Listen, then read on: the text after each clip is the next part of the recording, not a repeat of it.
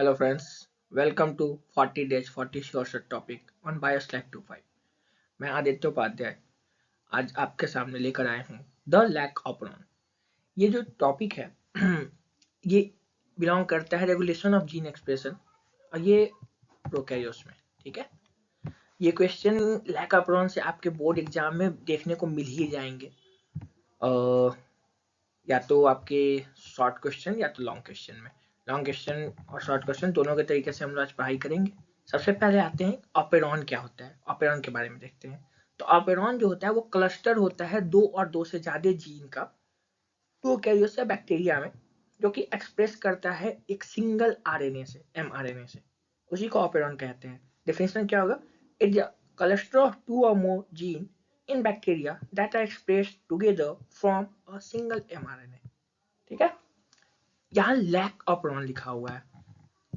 Lac operon यानी ये lactose को डिफाइन करें, लैक्टोज की मदद से अगर ये चल रहा है तो लैक ऑपरॉन हो गया। ऐसे ही बहुत सारे और ऑपरॉन है, जैसे टीआरपी ऑपरॉन है ट्रिप्टोफैन के लिए, अराबिनोज ऑपरॉन है, हिस्टिडीन ऑपरॉन है। सब अलग अलग तरीके के ऑपरॉन आपको बैक्टीरिया में या प्रोकैरियोट्स में देखने को मिल जाएंगे। ठीक है, हम लोग आगे बढ़ते हैं, देखते हैं ये ऑपरॉन है क्या। सबसे पहले देखते हैं ऑपरॉन के बारे में। Functional unit of genomic DNA containing a cluster of gene। देखिए, cluster of gene under the control of single promoter। अब ये प्रोमोटर क्या है? तो ये प्रोमोटर वो साइट है, हमने ट्रांसक्रिप्शन में देखा कि प्रोमोटर वो साइट है जहां से आरएनए पॉलीमरेज बाइंड करता है। ठीक है, लैक ऑपरॉन के बारे में सबसे पहले जैकब और मोनोड ने दिया था। तो ये भी क्वेश्चन आते हैं, who give about the lac operon. तो लैक ऑपरॉन को जैकब और मोनोड ने दिया था। कहाँ से दिया था? तो इकोलाई के बारे में जब पढ़ाई कर रहे थे उस पे। ठीक है, अधिकतर रिसर्च इकोलाई पे हुआ है, तो इकोलाई के बारे में देखते हैं। पर्पस क्या था? तो हम लोग मेटाबॉलिज्म ऑफ लैक्टोज को देख रहे थे। लैक्टोज क्या है? एक डाइसेक्राइड है। लैक्टोज के बारे में अगर हम बात करें तो लैक्टोज एक डाइसेक्राइड है जो कि ग्लूकोज और गैलेक्टोज को मिलकर बना है। यानी जब ये ब्रेक डाउन होगा लैक्टोज, तो वो फर्दर ग्लूकोज और गैलेक्टोज में टूटेगा। ठीक है, अब हम बात करते हैं कि ये लैक ऑपरॉन का जरूरत क्यों पड़ा। थोड़ा सा ये देख लेते हैं। देखते हैं स्ट्रक्चर ऑफ लैक ऑपरॉन। तो लैक ऑपरॉन में क्या क्या है कि कुछ रेगुलेटरी जीन है और कुछ स्ट्रक्चरल जीन है। अगर हम रेगुलेटरी जीन का बात करें तो ये नाम से पता चले ये रेगुलेट करेगा। ठीक है, और स्ट्रक्चरल जीन, आपको स्ट्रक्चरल जीन अगर नहीं पता है तो आप ट्रांसक्रिप्शन के वीडियो को देखे होंगे, और नहीं देखे हैं तो आपके आई बटन पे दिख रहा होगा, उस पर आप जाकर देख सकते हैं। इसमें क्या है कि स्ट्रक्चरल जीन वो जीन है जहाँ जिसका ट्रांसक्रिप्शन होता है, यहाँ जहाँ से एमआरएनए बनते हैं। ठीक है, प्रोमोटर और टर्मिनेटर के बीच में स्ट्रक्चरल जीन होता है, तो यही स्ट्रक्चरल जीन है। यहाँ पर प्रोमोटर है जहाँ से कि आरएनए पॉलीमरेज बाइंड करेंगे। ऑपरेटर स्विच है। ठीक है, ऑपरेटर स्विच है जिसका मेन काम क्या है कि आपके ऑपरेरॉन को स्विच ऑन और स्विच ऑफ करेंगे। अब होगा क्या, जैसे स्विच ऐसे समझिए, जैसे पंखा को हम ऑन स्विच ऑन करते हैं पंखा चालू होता है, स्विच ऑफ करते हैं पंखा बंद होता है। वैसे ही ऑपरेटर वाला सीन है कि अगर रिप्रेसर बाइंड रहा तो ऑपरेरॉन का ट्रांसक्रिप्शन नहीं होगा, अगर रिप्रेसर बाइंड नहीं रहा तो ट्रांसक्रिप्शन होगा। ठीक है, यहाँ रेगुलेटरी जीन है जिसको हम लोग आई से डिनोट करते हैं, जो कि रिप्रेसर प्रोटीन बनाता है।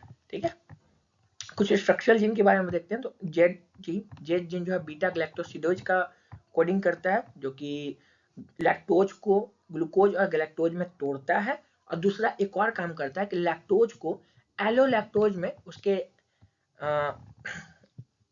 आइसोमर में फॉर्म करता है। ठीक है, लैक्टोज से एलोलैक्टोज भी बनाता है। वाई जीन कोड करता है परमिएज के लिए। परमिएज क्या करता है? सेल परमिएबिलिटी को बढ़ाता है लैक्टोज के लिए। और ए जीन जो है वो ट्रांस एसाइटाइलेज के लिए काम करता है। ठीक है, इसको कोड करता है। तो आपको ये तीनों याद रहना चाहिए, Z beta galactosidase, Y permease, A trans acetylase. Clear है? अब थोड़ा सा हम लोग देखते हैं, आगे बात करते हैं। तो लैक ऑपरेरॉन के बारे में ऐसा समझिए कि जैसे ये जीन का अरेंजमेंट है, पी, ये प्रोमोटर हुआ इस आई जीन के लिए, फिर ये प्रोमोटर हुआ इस ऑपरेरॉन के लिए। तो ये एक सिंगल ऑपरेरॉन है। यहाँ ये एक सिंगल ऑपरेरॉन है जिसमें एक प्रोमोटर एक operator but multiple cluster of gene है, दो और दो से ज्यादा, तो ये एक ऑपरेरॉन हुआ। अगर इंड्यूसर एब्सेंट है, इंड्यूसर एब्सेंट है इसका मतलब क्या कि लैक्टोज एब्सेंट है। इस लैक ऑपरेरॉन के केस में इंड्यूसर लैक ऑपरेरॉन है, क्या होगा कि प्रोमोटर जो है वो एक्टिवेट हो गए, यहाँ आरएनए पॉलीमरेज बाइंड करेंगे, इंड्यूसर जो है वो रिप्रेसर एमआरएनए और रिप्रेसर प्रोटीन को बनाएगा, और रिप्रेसर प्रोटीन जैसे बना वो अपनी जगह पे जाके बाइंड कर जाएगा ऑपरेटर पे। अब क्या होगा कि अगर यहाँ पर मान लीजिए आरएनए पॉलीमरेज बाइंड भी कर रहा है बट ये रिप्रेसर इसको आगे बढ़ने नहीं देगा, जब आगे नहीं बढ़ने देगा तो रिप्रेसर ऑपरेटर से बाइंड कर गया है, आगे बढ़ नहीं रहा है, तो ये स्विच ऑफ रहेगा। यानी इस समय क्या होगा कि आपका कोई भी जीन, कोई भी ZYA ये एक्सप्रेस नहीं कर पाएंगे, ठीक है। तो ऑपरेटर रिप्रेसर से बाइंड है। अब होता क्या है कि जैसे ही लैक्टोज आया तो हम एक काम करते हैं, जैसे मान लीजिए कि ये ऑपरेटर है, इस ऑपरेटर पे ओ वाले जहाँ पे बैठा हुआ है, अगर इसी के साइड को हम अलग कर दे, इसको इंगेज कर दे, तो क्या होगा, ऑपरेटर फ्री हो जाएगा। ऑपरेटर फ्री होगा तो आरएनए पॉलीमरेज आगे बाइंड स्लाइड अप कर देंगे और ZYA का ट्रांसक्रिप्शन करवा देंगे, करवाएंगे। सेम वही काम करना है। तो जैसे ही इंड्यूसर आता है, inducer in the sense lactose, actually lactose भी काम नहीं करता है, ये काम कब करता है, जब लैक्टोज एलोलैक्टोज के फॉर्म में टूटता है और वो जाके बाइंड करता है रिप्रेसर से। तो आपको याद रखना है ये चीज, अगर ऑप्शन में रहा कि इंड्यूसर कौन है लैक अप्रॉन के लिए, लैक्टोज और एलोलैक्टोज दोनों रहा तो एलोलैक्टोज को मारना है, और अगर नहीं रहा तो लैक्टोज को मारना है आंसर, ठीक है।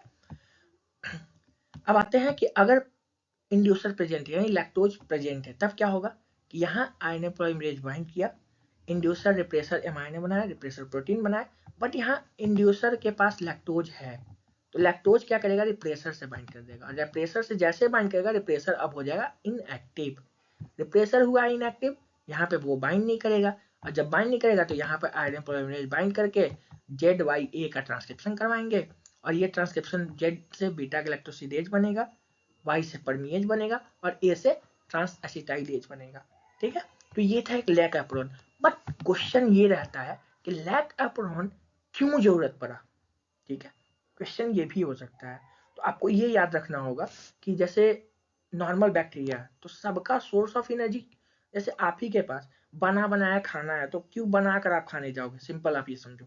तो अगर वैसे बैक्टीरिया के पास ग्लूकोज अगर मिल रहा है तो वो लैक्टोप्रोन बन रहता है, यानी उस पीछे वाले कंडीशन में रहता है। जैसे ही मान लो ग्लूकोज खत्म हो गया तो लैक्टोज क्या करेगा, अब बैक्टीरिया वेट नहीं करने जा रहा है, वो लैक्टोज को तोड़ना स्टार्ट करेगा, वहां से ग्लूकोज निकाल के अपना काम करना स्टार्ट करेगा। वही लैक्टोज को तोड़ने के लिए ये अप्रोन चलाने का मदद किया, ये अप्रोन ओपन किया, लैक्टोज को तोड़ने का काम करेगा बीटा गैलेक्टोसिडेज, और फिर लैक्टोज ग्लूकोज और गैलेक्टोज में टूटेगा, और लैक्टोप्रोन की मदद से आपका बैक्टीरिया का सारा काम होने लगेगा, और जैसे ही फिर से ग्लूकोज का कंसंट्रेशन हाई होगा ऑटोमेटिक ये ऑपरेशन बंद होगा। तो आपको ये याद रखना है कि in absence of lactose, lactose के एब्सेंट में भी ये ऑपरेशन क्या होता है, ऑफ रहता है, और ग्लूकोज के प्रेजेंस में भी ये ऑपरेशन ऑफ रहता है, ठीक है। आज के लिए इतना ही, कल मिलते हैं फिर एक नए टॉपिक के साथ, तब तक के लिए धन्यवाद, थैंक यू।